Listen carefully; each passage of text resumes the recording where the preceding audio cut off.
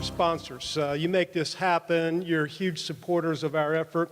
We appreciate you. All the speakers did a terrific job. You got a sense of the breadth of knowledge of some of our leading legislators. Not every legislator is an expert in every area, which is why it's so important that we recognize, support, and encourage those that have a background or have an interest or bring their expertise and their leadership to what we're doing. Thank you to John. You did a terrific job, as always, moderating. Keep things moving.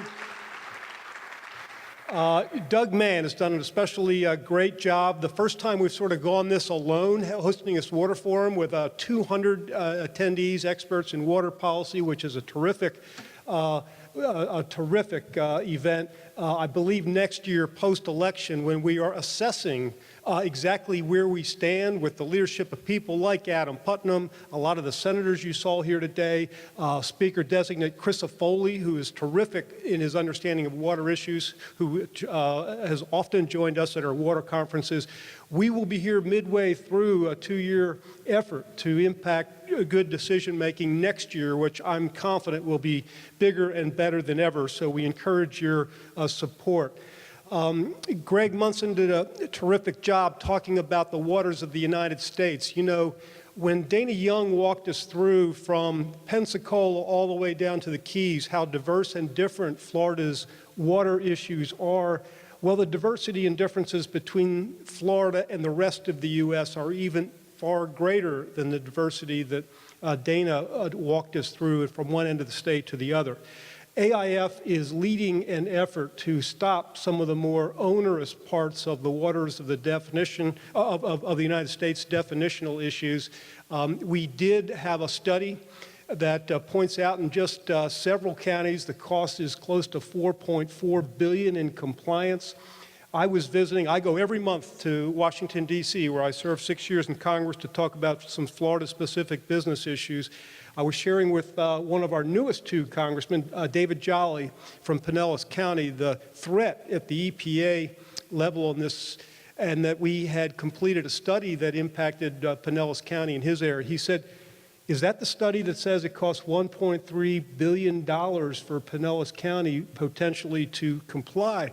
He said, "I cited that study in my candidate interview with the St. Pete Times just last week, Tom." So he had not only read our study, but used it to enlist the support of his local governments and to fend off the St. Pete Times in terms of their sort of hostile questioning. It's the kind of impact we have. I mention that because you can join the H2O Coalition.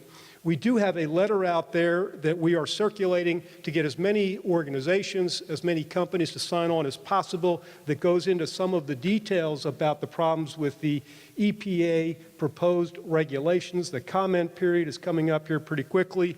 We encourage you to sign on, have your company sign on. For those of you that are not expected to do DC issues and you think, well, that's just a DC problem, I can tell you that our letter will be used by our congressional delegation. They've already told me, a lot of the members that I met with, that when you get your letter out, we will circulate a congressional delegation letter and get as much support for the business community's perspective as possible, Tom. I can tell you every member of the cabinet, every agency at the state level will get a copy of our comments, and every legislator across the state of Florida in both the House and the Senate. So this comment is very important. If your company is not comfortable doing the specific comments in our letter, do your own letter.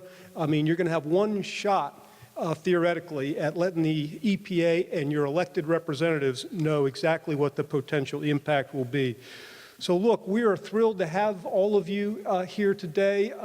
I couldn't be more excited about the fact that if we weren't bringing together a diverse group of interests, whether it's the manufacturers, and AIF is the only formal affiliate of the National Association of Manufacturing, whether it's some of the largest landowners, the developers, the agricultural interest, and other interested groups, we are going to have a huge problem both at the federal and state level. So we're on it. We appreciate you being part of what we do. We'd like to get you and more people engaged because it really has to be a collective effort. Thank you, and everybody have a wonderful weekend.